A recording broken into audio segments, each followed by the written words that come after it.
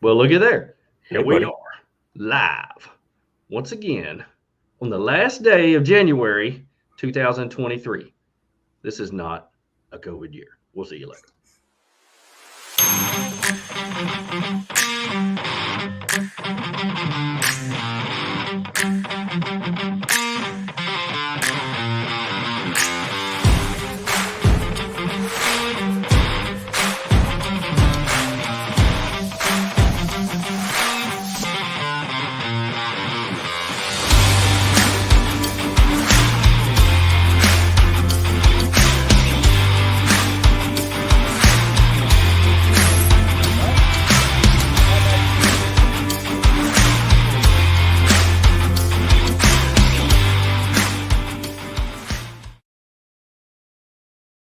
Come on now. How Hey, are buddy. you, Tony? Man, I am doing good. I am doing so good, except for the Man. all the snow and ice outside. Other than that, I'm doing good. Whoa, I tell you, we have been holed up in our homes for the past 24 hours because an ice storm has hit the state of Arkansas like a ton of bricks. You know, And you know so when. have you been able to make the most out of your time at home? Oh yeah, I've been busy. You know when the last time it was I left the house? No. Friday morning was the last time. Friday. Yeah. Holy, that's 4 or 5, what, 5 days ago? Yes. I've Goodness just I've, gracious. I've just been here working on stuff around the house and working on some stuff for the show and stuff like that. So heck yeah. Well, I had I had a very disappointing, well, I say disappointing weekend. It turned out okay. But I was supposed to be gone. I was supposed to be gone Friday, Saturday, Sunday on a backpacking trip doing the Sylamore Trail with my buddies that I did the backpacking trip in November. They had said, "Hey, we are dying to get out of this house. We got to go." And they said, "Well, let's go do the Sylamore Trail." I was like, "Okay, cool. I'm in." I took a vacation day on Friday. Next thing I know, they put me in a training Monday through Friday. And so I was not able to go with them on Friday. So I said, "Hey, we'll just y'all send me where you're going to be. I'll catch up to you on Saturday and it'll be great. I'll just do what I can Saturday, Sunday. It'll be pretty cool." So I spent the whole week putting all my stuff together, had my backpack ready to go, everything in there, had all my food, had it all ready to go. I left 4 o'clock Saturday morning, travel up to Barkshed. I'm going down the dirt road, and I get to where you go down into Barkshed in the Ozark National Forest. And as soon as I turn off to go down, nothing but solid ice. Oh no. Yeah. I No. could have got down to the bottom really quick, but there wasn't no getting back up.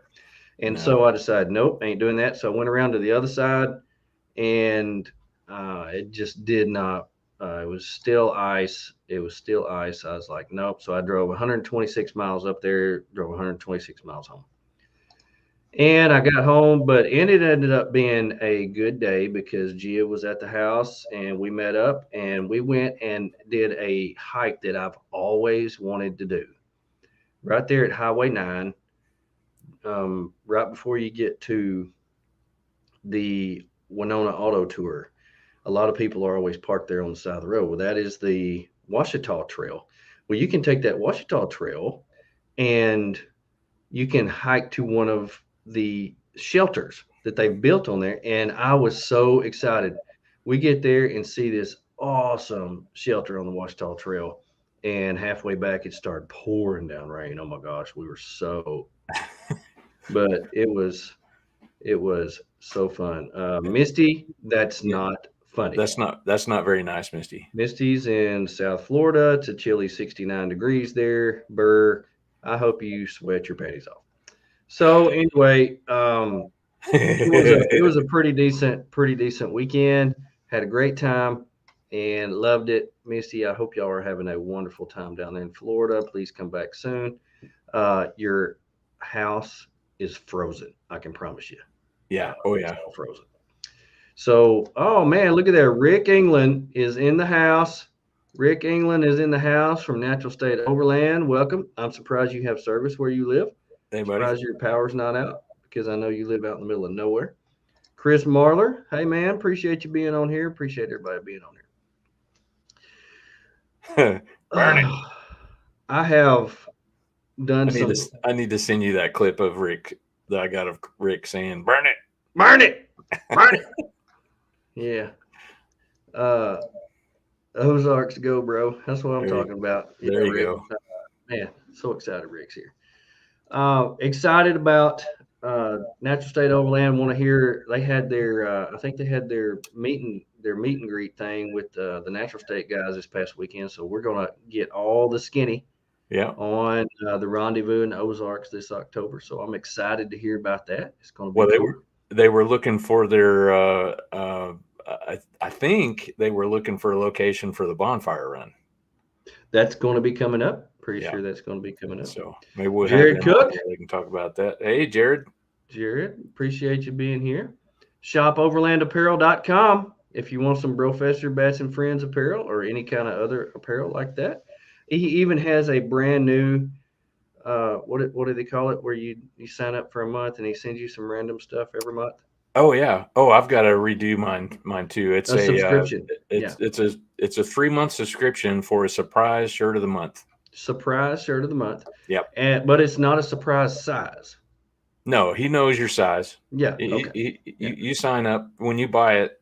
You go online and you buy it, and then he just sets it up and he sends you a surprise shirt. That's cool. I like it. I like it. Thank you, Rick. I appreciate the information. We'll be looking forward to seeing a little bit of the information about the bonfire. Nice. And you heard it here, folks. Yeah. $5 off the regular price per month right now at Shop Overland Apparel. You don't even need a code because you heard it here on Professor Bats and Friends. That's right.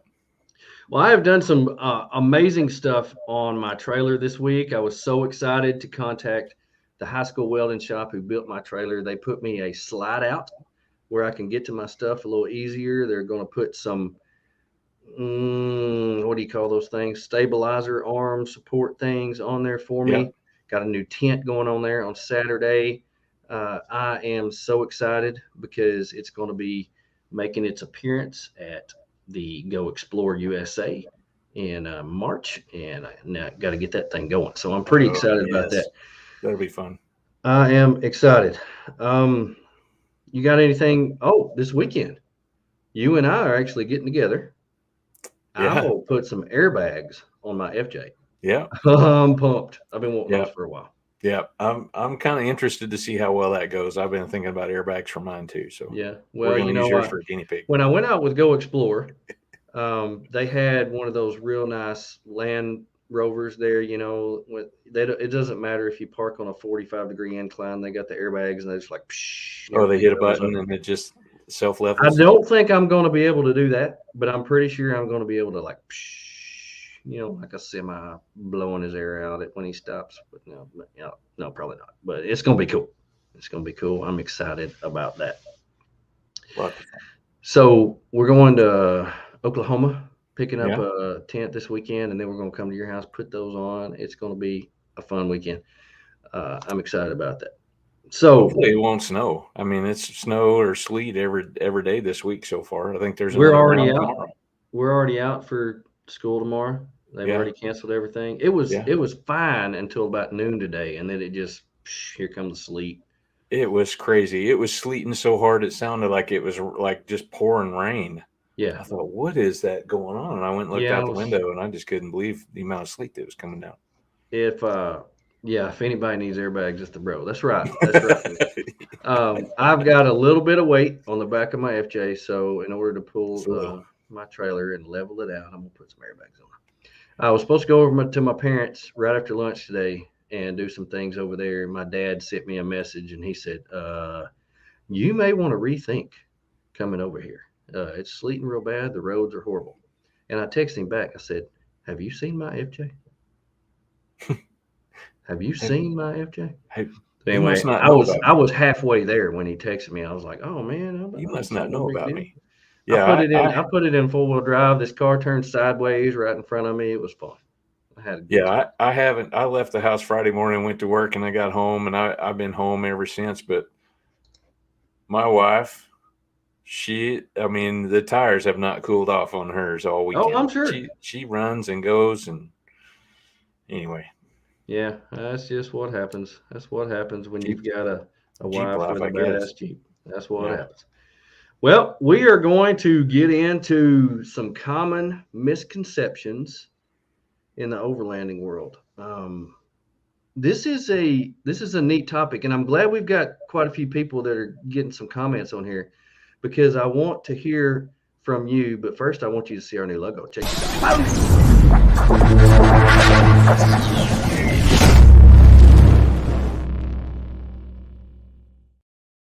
That's not awesome. Come on Uh, now. Dude, I'm so Oh, excited. love it. You guys, we've been working on a new website.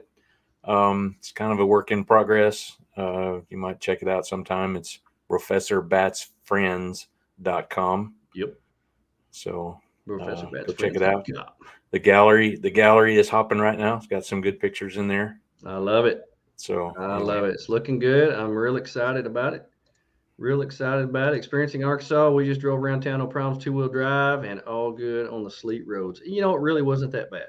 It really yeah, wasn't that bad. Now tonight, when everything freezes again and the traffic's not bad out there, it may get a little hairy in the morning. So if you're out in the morning, make sure and be careful. I don't worry about any of these people that are in our chat room over here. I worry about the other idiots out there that are driving their Priuses around at 70 miles an hour, not worried about the road. So, uh, you know, so let's dive off into it. all right, Common misconceptions about the overlanding world. Now, this is how I'm going to introduce this because this is a hot topic out there with a lot of people, even if you don't know what we're talking about. So I have camped for years. I've driven places, set up tents, camped, set up tents, moved, set up tents, moved. You know, it's I've floated and camped. I've camped in parks, in the woods, next to rivers, next to streams. I have done this since I was a kid, and most of us have. Most of us have.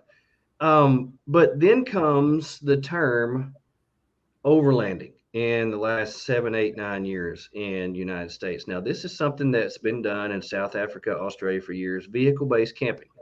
You travel overland to a place, you camp, you pack up, you travel overland to a place you can't repeat. kind of like It's been the old wagon trains from the 1800s.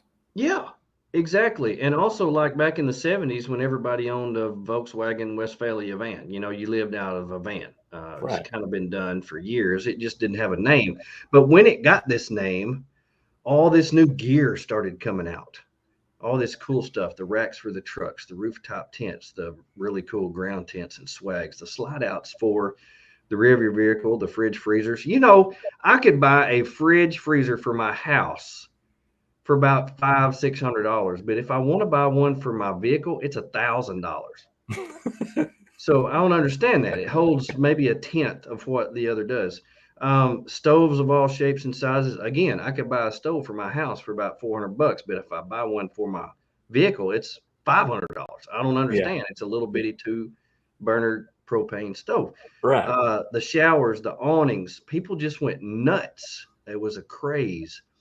Even if I had no idea about this, I had no idea till I bought my FJ about this booming thing about overlanding. So I started noticing all the new gear. It was really cool, and it was so neat to me how everybody was coming up with this gear to make it easier on me to live like a homeless person out of my car, Yeah. and it was just booming everywhere. And so the problem was because of the demand and the popularity, like I mentioned earlier, it's all so expensive. And the Yeah. mindset set in that I need all this stuff, or I need to I need to fit in a certain mold, or I need to be this particular person before I can go overlanding or be considered an overlander. So I just didn't understand. I was like, what? I've done this my whole life. I don't understand why I need all this stuff. Now, like Tony, and everybody else that's on here, we fell into the trap. We had to have the stuff because the stuff is cool. I worked overtime to buy the stuff, and if you've seen my FJ, I've got one of everything, two of most things, and And because spares in the garage. yeah, but you come see my garage. Oh my gosh, I've been out there for the last 4 or 5 hours. So, like Rick said, you couple that with COVID and the prices just went insane. Everybody Yeah. was at home shopping and the demand went up, so the prices went up. So the reality is, for me, that if you go to an event such as More or Rendezvous or Expo West or whatever, excuse me, you walk around in the show, you see all these really nice vehicles that probably have never seen a piece of dirt in all their life, but they got all this stuff on there. Okay. And they're showing you all the cool stuff that you can have. But what I like to do is I like to walk around and see the attendee vehicles because you'll see not everybody does it the same. You see people that sleep in their vehicles. You see people that sleep in a $50 Ozark Trail um, tent from Walmart. You'll see people with rooftop tents. You'll see people with shower tents. You'll see people that have different kinds of showers. You see people that never shower. You see people that do things, have lifts that are 5 inches, 3 inches, 35s, 42s, 26s, whatever. Right. And there are all kinds of stuff. People that pull trailers, people that don't pull trailers. So there's one of everything out there. And people have all kinds of ways of doing this, and everybody has their own way of doing things and the gear that they do it with. But I want to talk about these misconceptions about you have to be a certain way or you have to have a certain thing. Yeah, I said 26s, Rick. I was talking about rims. Uh, you know, uh, so you have to be a certain way or do a certain thing to be considered a overlander. And I don't like that. I don't like the stigmatism that we've brought upon ourselves. And people think that they have to have all this stuff before they're able to go out and do, because Yeah. we here to tell you go out, experience it, and see what you need, and then you can get whatever you think you need. Yeah. So Start with what you have, and start with just what you have. But before we get into the misconceptions, we want to remind you about where you are. You're watching Professor Bats and Friends.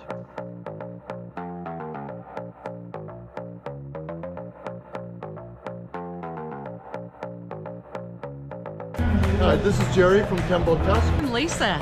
I'm Katie, and we are Team Wild Maven. Hey, this is Aaron with Artemis Overland Hardware. Hi, I'm Matt. And I'm Kara from Ozark Overland Adventures. I'm Tate with Overland Spices. Hey guys, what's up? It's Drew with the Rock Squatch Designs, here with the Rock Squatch. This is Jeff with Bad Academic Cup. And you're watching Professor Bats. Bats. Professor Bats and Friends. Professor Bats and Friends. Professor Bats and Friends. Professor Bats and Friends. The Professor Bats and Friends. Professor Bats and Friends. Yeah!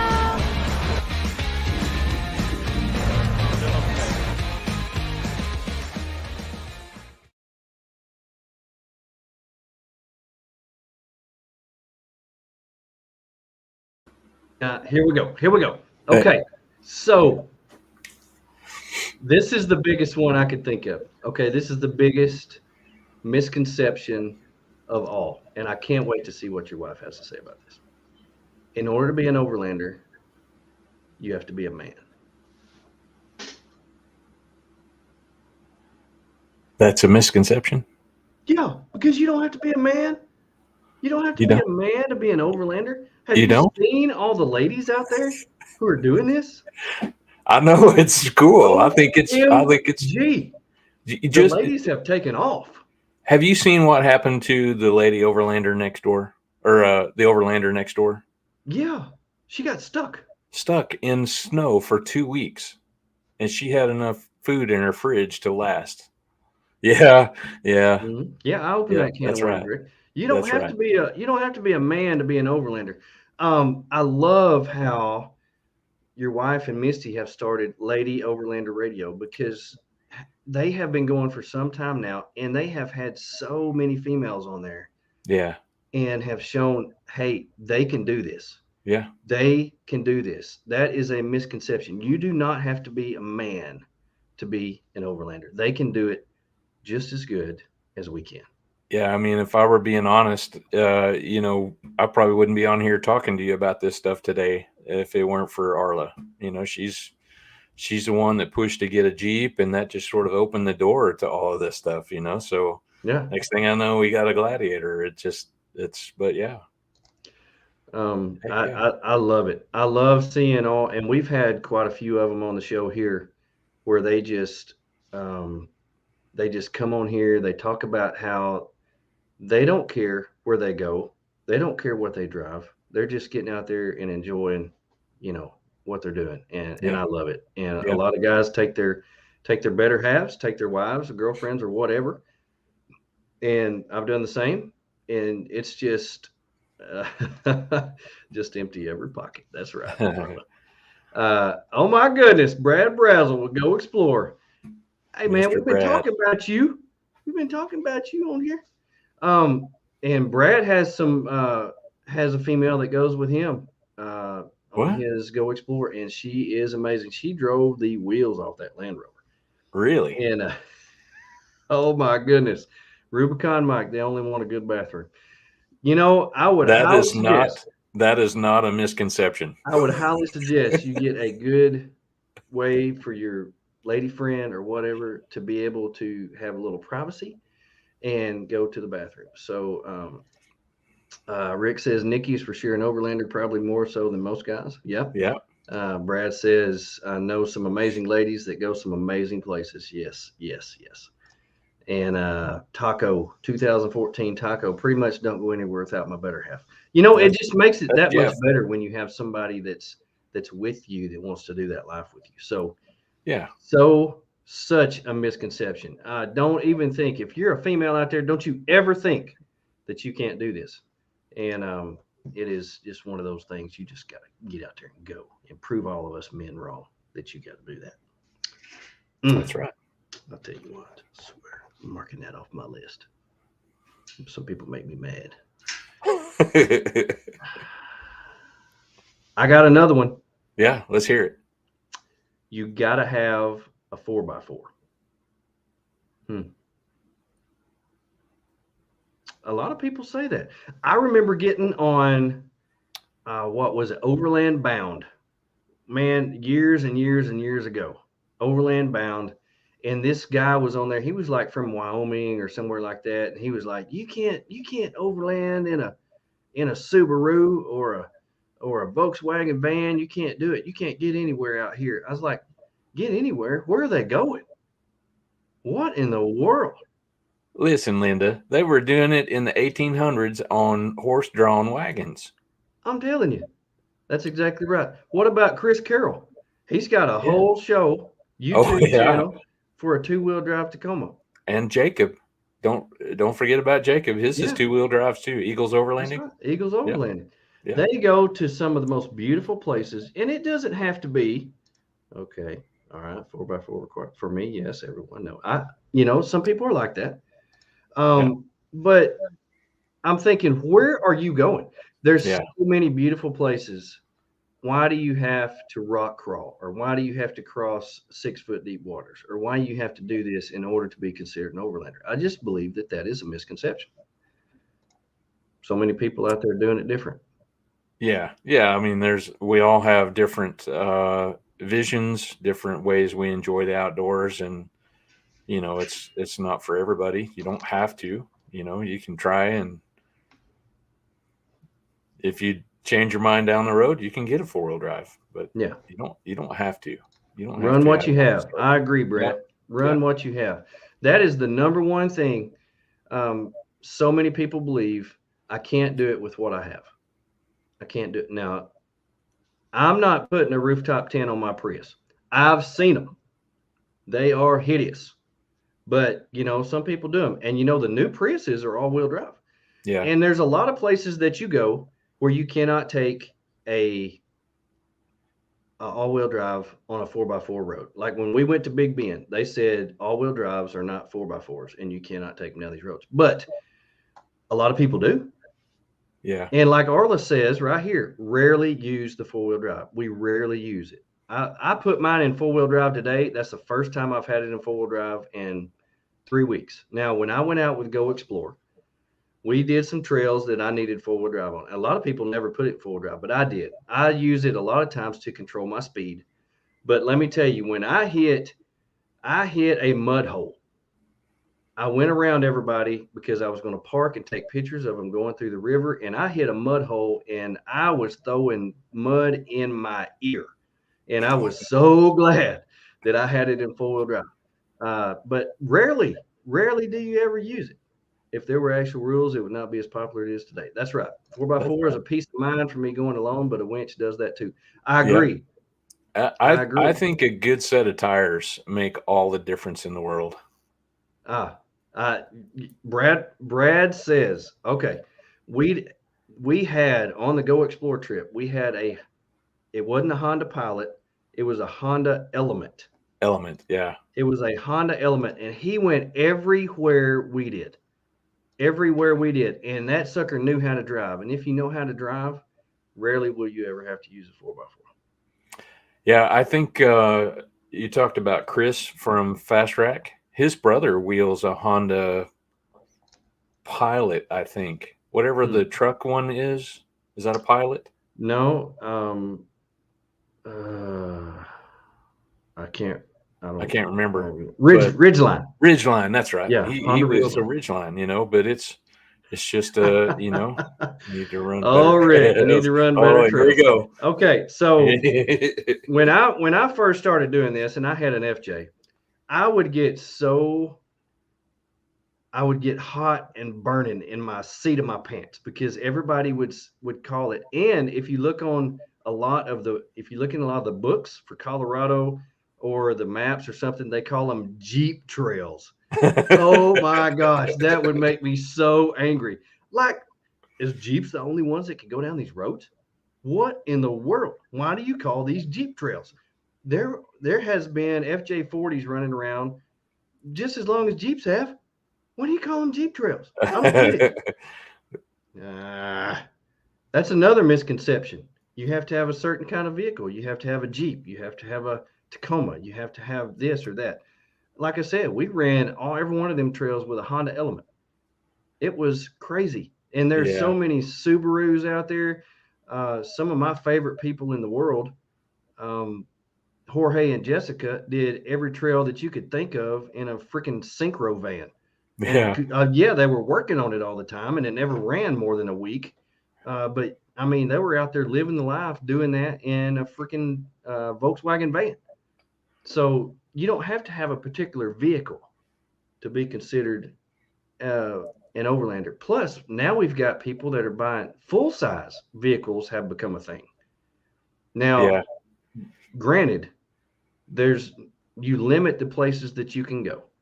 If you don't have a four-wheel drive, if you have a full-size vehicle, you can't get it down a lot of these trails because they're 50-inch.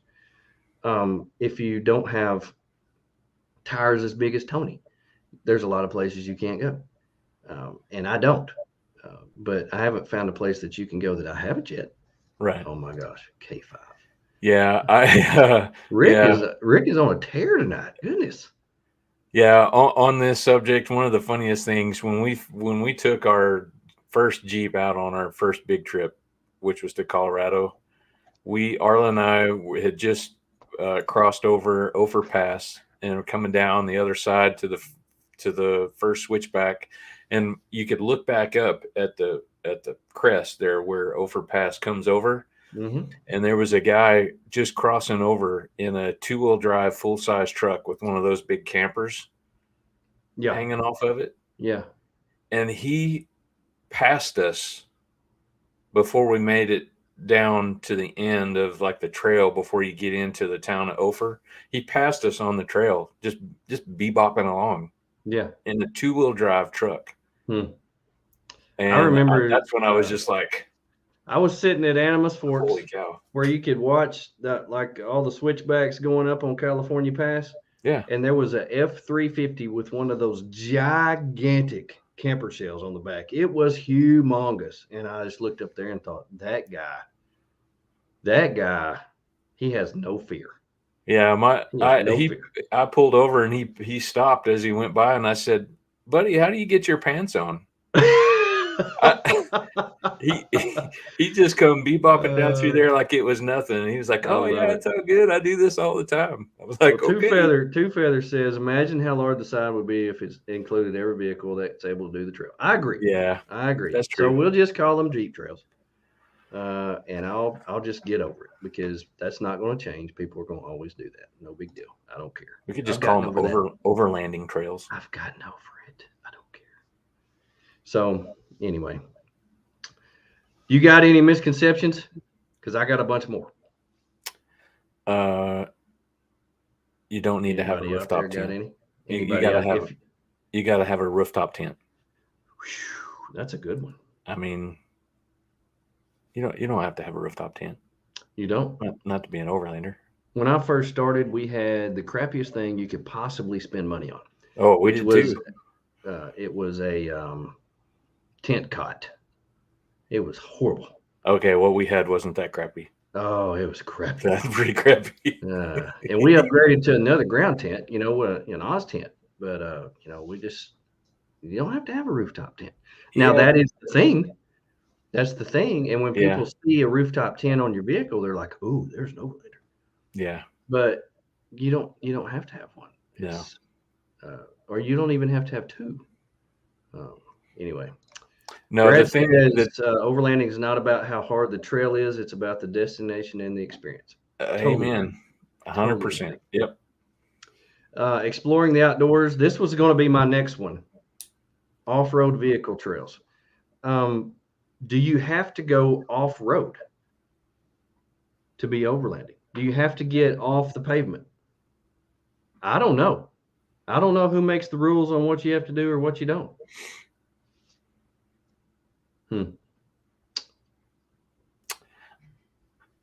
Yeah, I kind of think that one you kind of need to get off the pavement a little bit. Okay.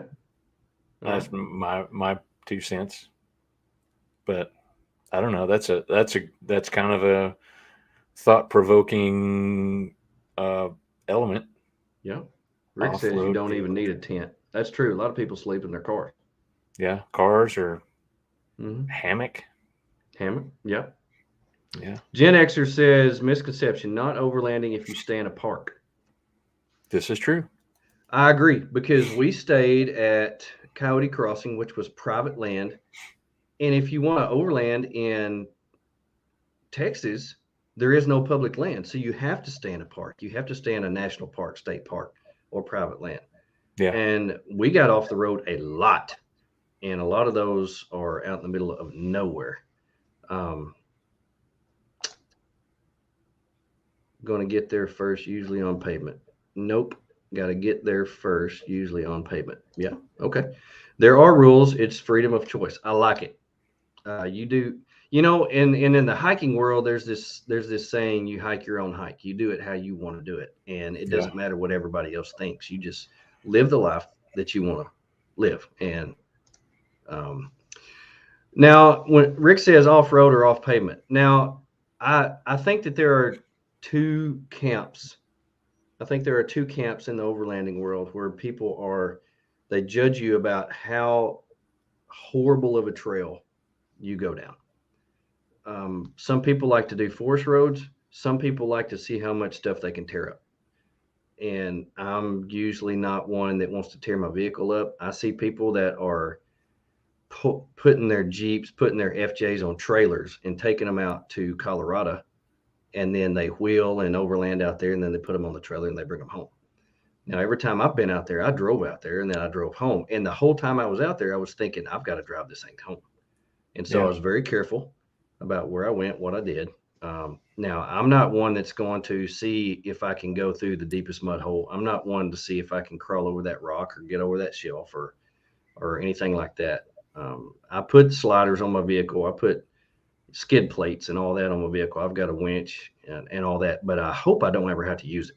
It's just there. It's kind of like having a tornado shelter. You build it, hope you don't ever have to use it. But if you need it, it's there. Yeah, so, that's right. Not overlanding if you stay in a state park.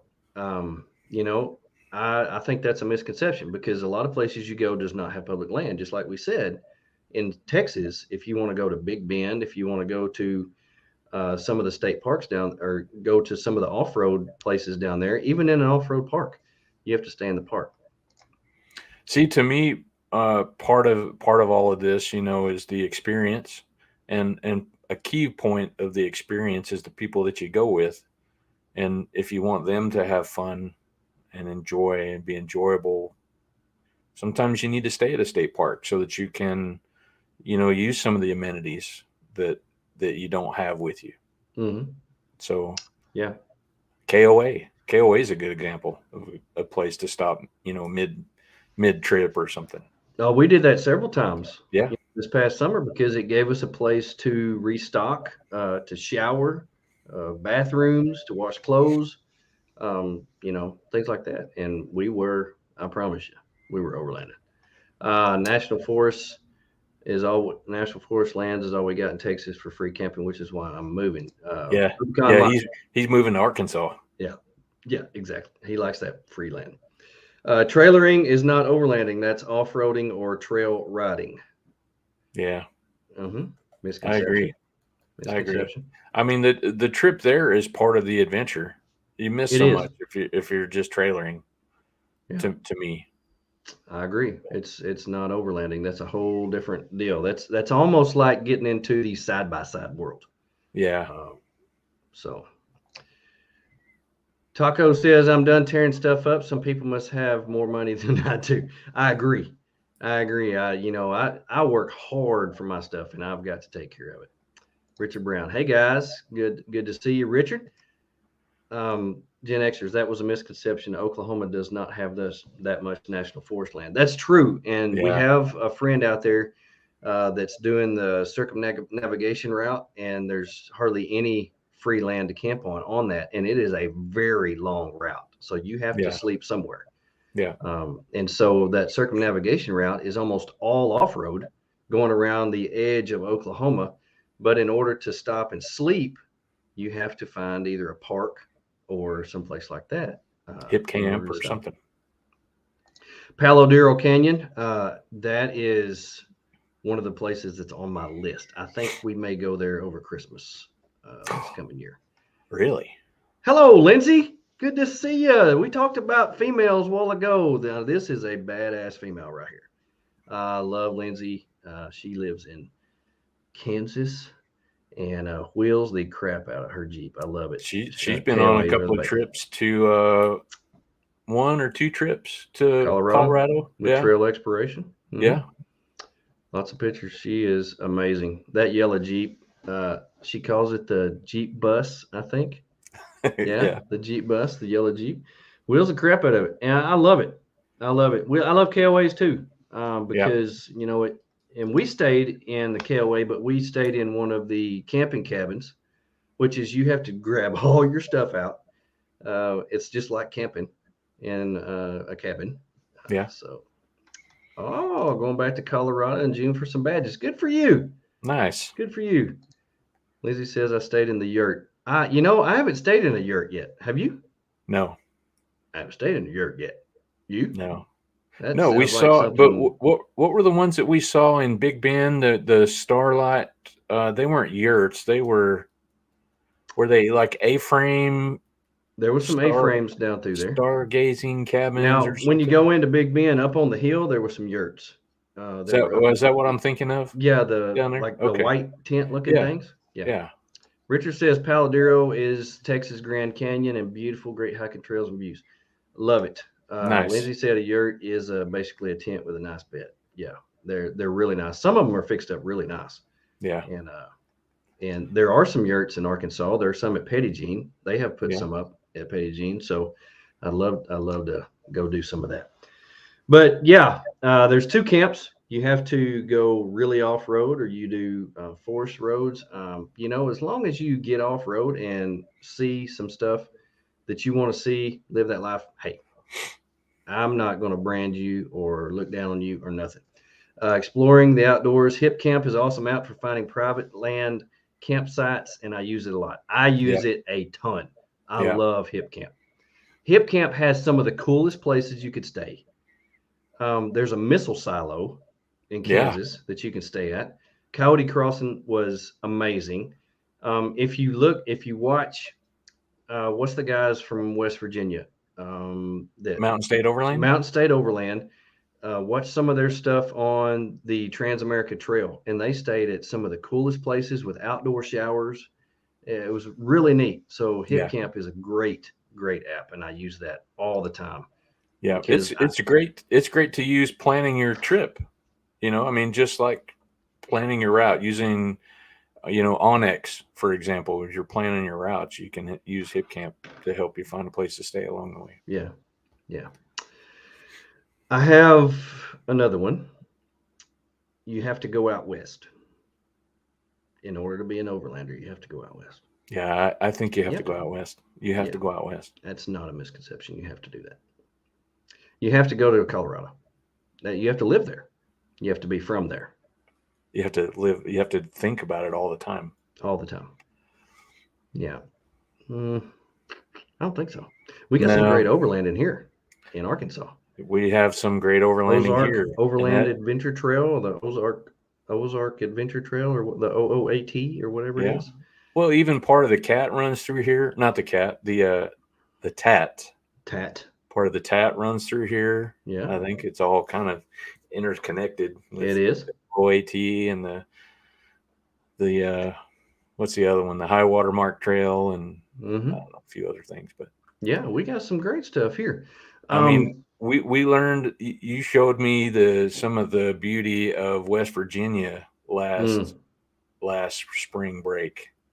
Man, so that was just like we did 26 miles that had 24 water crossings. Yeah, I think there was 22 so or cool. 24 water crossings. So cool. Crazy. Some of that was in our intro video. It was a beautiful, and that was a county road. Yeah, that was a county road. Yep. I love it. You don't have to go out west. Of course, everybody wants to because it's beautiful. It's beautiful to go to Colorado and to Utah and Arizona and all those places out west. Of course, you want to go out there and see it at least once, but it's not a requirement. It's not like you have to have this, it's not like we wear a vest and everybody has to have these patches on there in order to be accepted in the club. You don't have to do that. No. So it's just not something that people should require. If you go to their Instagram and if you don't see pictures of Colorado, well, they're not over. Oh my gosh, where's their rooftop tent? What do they stay in? Where's their scuttle? Oh, you done opened it up a can of worms right there. You got to have a scuttle to be an overlander. That's right. I can't tell you how many times I've heard that. Yeah. No. Well, both of us have one. So I guess we are one. Yeah.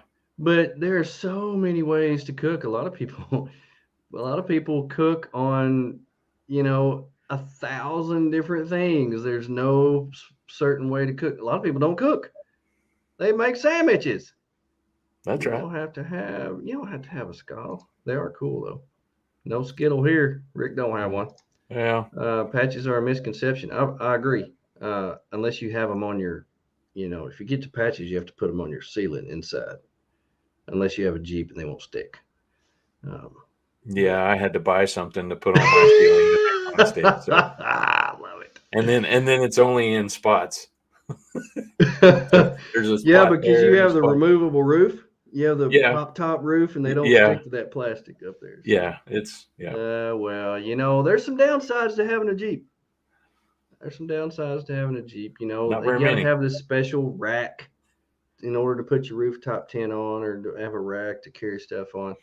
There's some downsides to it, but I absolutely love my scuttle. I'm not putting down Timbo Tusk at all. In fact, I love those guys. Jerry is one of my best friends. Yeah. And we had dinner with him last year before more, and he bought us drinks, and it was so super cool. I love him. Yeah, he's a great guy. But it's not a requirement. You don't have to have one. Okay? Yeah. So anyway, I take mine with me pretty much every time, but I don't necessarily use it every time. Sometimes it's just my jet boil or something simple. I used the tar out of my jet boil this past year, making coffee and ramen and everything else. I use I didn't use hardly any fuel whatsoever, and it was so fast. And as cold as it was, I didn't want to be outside cooking a lot. So I mean, 2 minutes, I was done. Yeah. Lindsay says I'm putting felt on my Jeep ceiling so she can put patches up there. I love it. That's so funny. Wait, didn't I was gonna never mind. I was gonna say I thought hers was a soft top, so that wouldn't make sense then. Never mind. Is it not? I don't know. Raw vegan Overlander, the ultimate experience. Oh, here's one. Rick says you got to have a diesel heater to be an Overlander. I love it. But you got to have a diesel heater if you truly want to be warm. Let me tell you. So diesel heaters have come out in the past year, and they are all the rage. And some people love them, some people hate them because they're not made very well, and a lot of them. When we were in West Virginia, you had all kind of fits with yours. I know sometimes it worked, sometimes it didn't. It came on, it went off. It was just a mess. Well, I think what it boiled down to is just running out of fuel.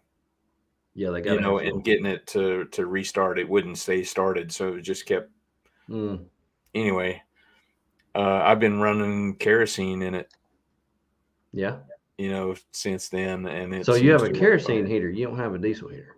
Correct. Okay. I mean, the label on it still says diesel heater, but I run kerosene in it. Okay. It burns cleaner, burns hotter. Yeah. Yeah. Okay, Gia. Gia and I are having this war about who likes the cold the most.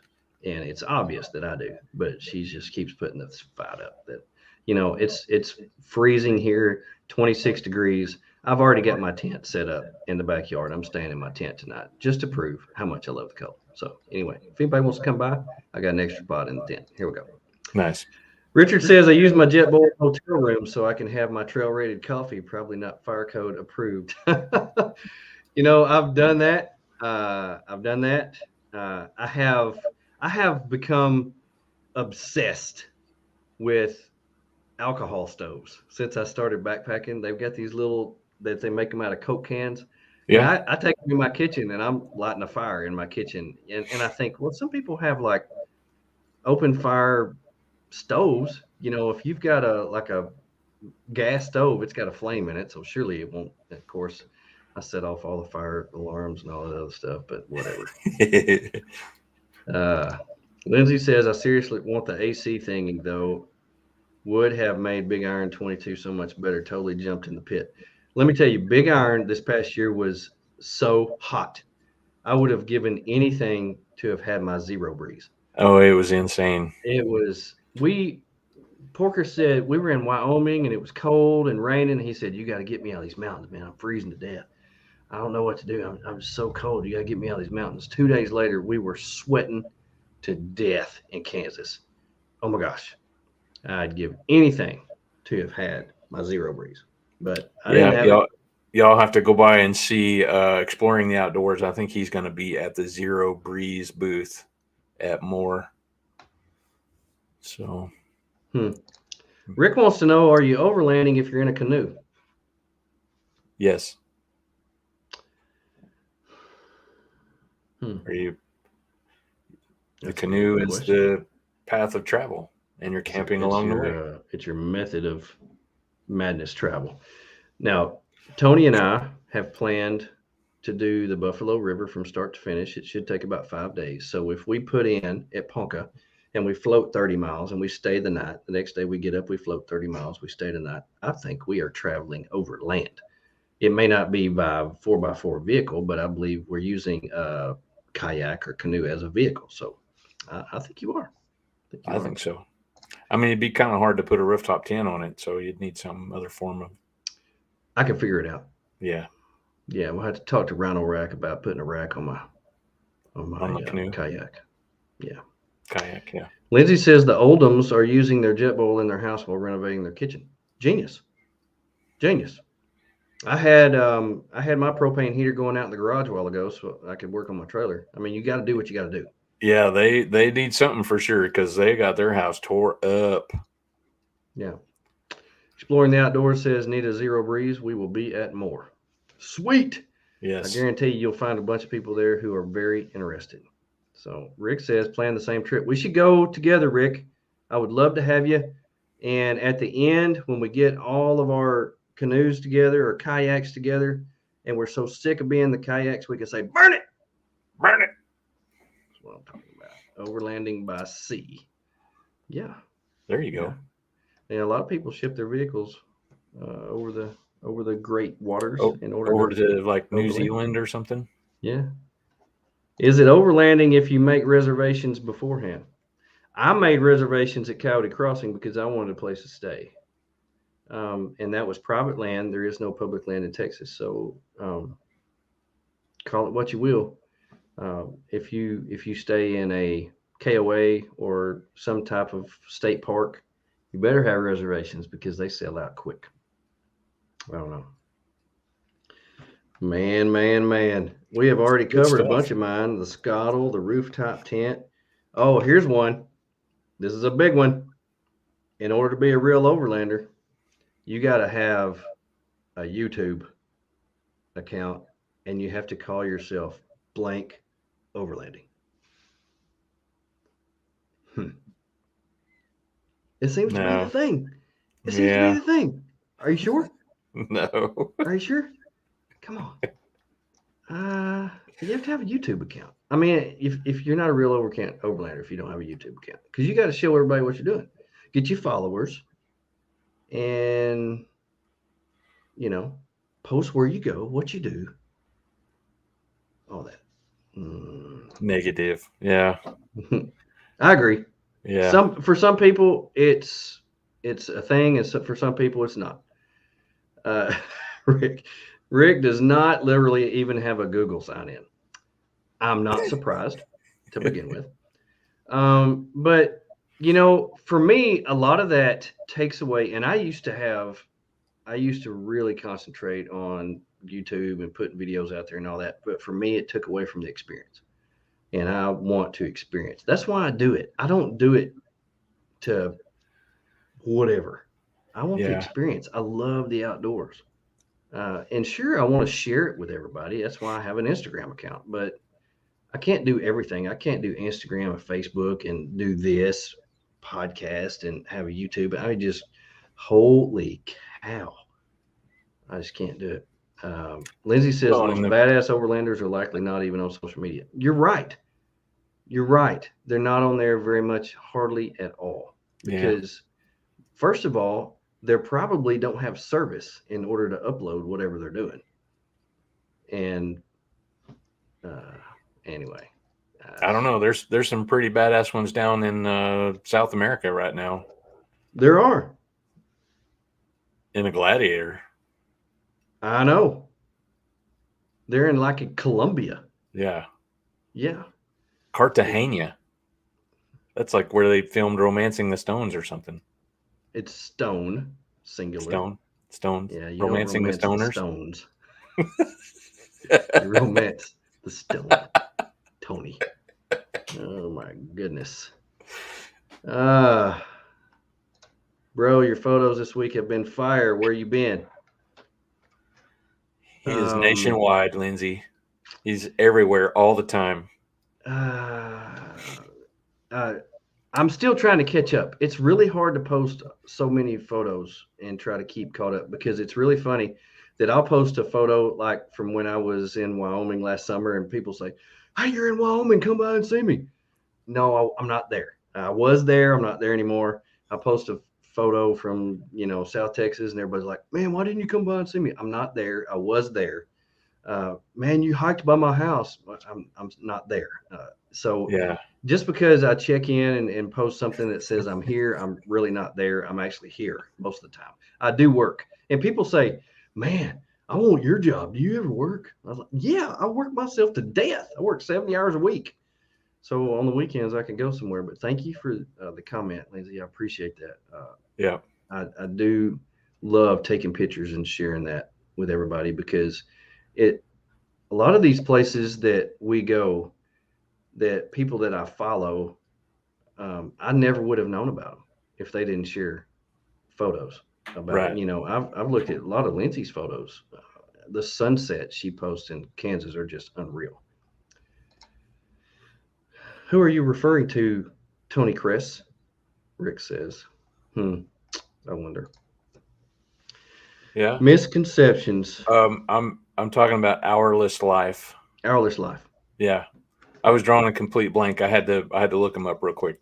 Hourless Life has a YouTube channel. They're traveling around the world in their Gladiator, and right now they're in Eric and South America. Brittany and 6-year-old Caspian. Yeah, and they are some super good people. He is actually a retired police officer. Really? Yes, he is. I did from not know South that. Texas, and super nice people. We've had them on the show, and they're just so nice. And they are ones that do a great job of balancing the experience with sharing it with the world. And I think they do an amazing job with that. Right. Another misconception: you have to go all the time. You have to be gone all the time. You have to be full time. Yeah, Rick, they're in a Jeep. They're good people. I think that might be the biggest one out of all is when you think about overlanding is, to me, I when I started watching, I was watching, like Lifestyle Overland, who literally was doing it all the time, like, but there's so many. as I've grown, grown to know and meet more people, it's not all time. It's not full time. It's not. You go when you can.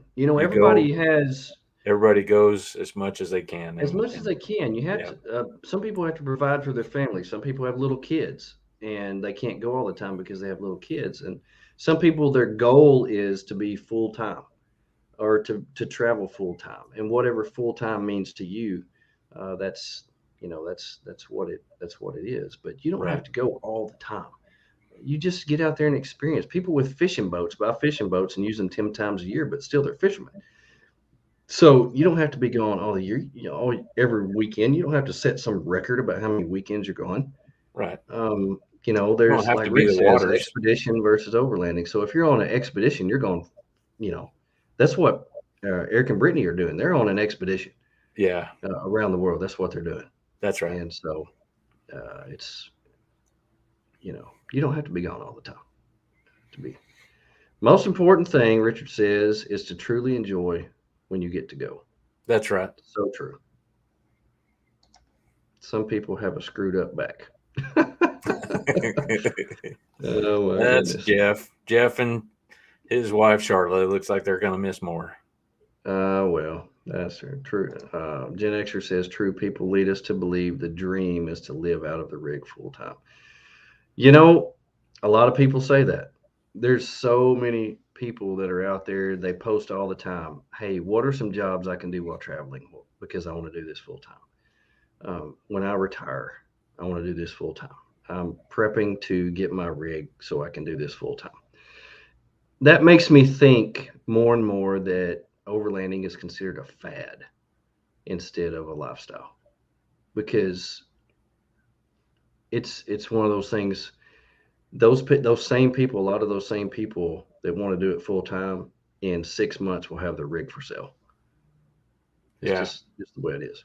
So now, Lindsay has an interesting question here. I see that. Have you thought about it? Because it's been up there for a minute. I have. Lindsay says, Tony, what's the overlanding item you could travel with, but would be painful if you did not have it? Travel without, but it would be painful.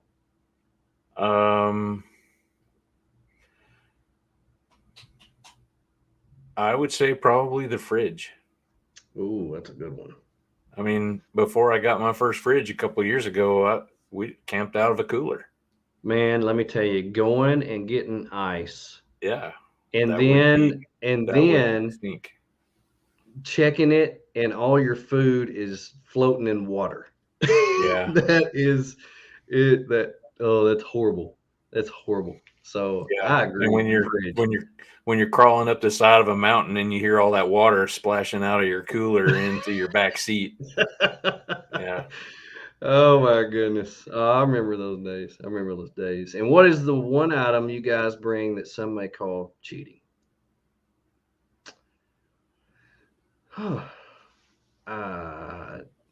That's a good question. I have so much stuff. Um, you could say a scuttle. You could say a rooftop tent. You could say a fridge. Pretty much everything that people have created to make it easy on you, because there's so many people out there that do without it. Yeah. Power stations. Exploring the Outdoors says power stations. Gen Xer says, I thought Tony was going to say pillows. Rick Yeah, says, he's got a good point there, because there for a while I was using one of those little inflatable potato chip bag pillow things that Lindsay said it happened to me in Colorado. Missed an ice stop. Wet, lukewarm meat is nasty. I that's agree. for sure. I agree, man. When you look back there and you've got some sandwiches made, and you just really thought that those freezer bags would keep the water out, and you bite into that, and it's like biting into a big piece of lard that was not cooked. Oh, it's just not. Rick says a shower is cheating. Well, I've got a shower and I use it, because when parts start sticking to each other, I don't like it. So There's no more romancing the stones then, is there? no more bromancing. No more bromancing. Oh my goodness. What Anyway. a good time. What a good time. We have talked about so many misconceptions. Do you have any more? Are there any more out there? Does anybody have any more? Nothing comes to mind. Oh my goodness. I set it off right when we started talking about the ladies. You Yeah. don't have to be a lady. You don't have to be a man to be an overlander. You don't have to go out west. You don't have to have a certain type of vehicle. You don't have to have a four-wheel drive. You don't have to be out in the middle of nowhere. Oh my goodness. Here we go. Yeah, Richard. Coming up with it. Coming up with it. Tree frogging. Lindsay said, "Oh, that's a sticky situation." Yes, it is. Let me tell you, Yeah. it is not fun. Oh my goodness, you have to have traction boards to be an overlander. Woo! That's one of the first things some people buy. They won't have a single thing on their vehicle, but by gosh, they'll have some action, some max tracks. Max tracks that have never been used. Yeah, Nice, I shiny still board. have two sets, but I don't even take them with me anymore. I have a set on my vehicle, and I have never used them. I tried to use them one time to help somebody down in Padre Island, and it was such a pain. I ended up just hooking a strap to them and yanking them out. Yeah, it's. I use my Go Treads every time. Yeah. I do not like sleeping when my vehicle is off camber a little bit, because I'll end up in that corner all night, or I'll end up pushing myself up all night. Yeah. And I need to be semi-level, and I use my Go Treads all the time, but I've never used them to get out of a spot. I've always used them to level up. So Yep. I use those all the time. But no, traction boards. If you've got a winch in Arkansas, you can get out of anything, because we have, you know what we have here? We have trees. Trees, lots of trees. Lots of trees. Yep. You go out west, there are no trees. No. You need max tracks. Yeah. Action tracks. You need one of them dead man bags or something. Yeah, you gotta use it. Pink Go Treads. Yep. Pink Go Treads. That's the way it is. There you go. I love it. So Winch for the win. You got to have a winch. Yeah. I've used my winch a lot. Most of the time it's to pull Jeeps out, but I've only pulled myself out once, but I've pulled a lot of Jeeps out. I've never had to use mine. I'm probably going to have to replace the rope from dry rot. Oh my goodness. Well, let me tell you, it has been an amazing night tonight. We have had so many people in the chat. Y'all have really done a great job, and we love you being here. Yeah. Hey, but we need to talk about what we've got going on this year. We got some exciting things coming up. Okay, we'll talk about it. Well, we just want to tell everybody that we've got some plans for the show coming up this year. We're going to see more of us, hopefully, and got some new relationships coming up that want to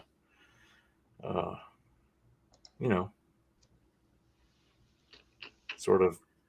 Yeah, it's going to be different. It's going to be good. We got a Lots of good website things that's being coming. built. We got a lot of cool things that we are doing here, and we're glad that everybody is here taking this ride with us. It's going to be a great year, and I am so excited. If you didn't get to hear the live version on Facebook, this will be uploaded in the next day or two on all podcast platforms. I hope you check it out. Take a listen because it is always amazing. Thank you all for being here, joining us live with your comments and questions. We couldn't do it without you. It has been such a fun night. On behalf of Tony and myself, we appreciate you being here. Hope you have a wonderful week.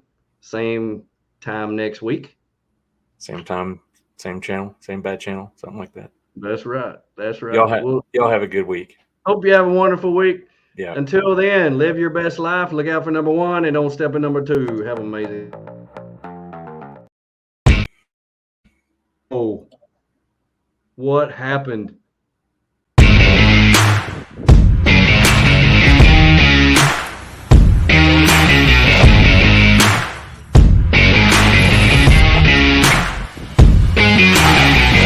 Join us next week. Same bad time, same bad channel.